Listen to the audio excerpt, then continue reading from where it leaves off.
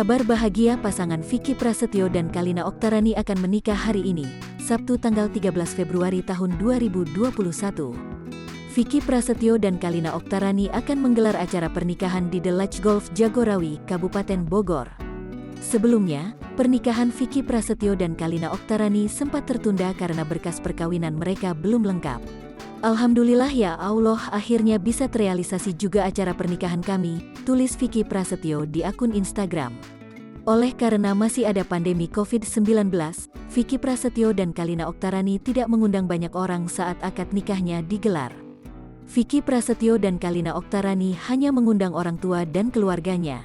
Semula, rencana pernikahan Vicky Prasetyo dan Kalina Oktarani digelar tanggal 21 Februari tahun 2021. Namun niat bahagia itu terpaksa ditunda karena belum ada surat wali nikah yang harus ditandatangani ayah Kalina Oktarani.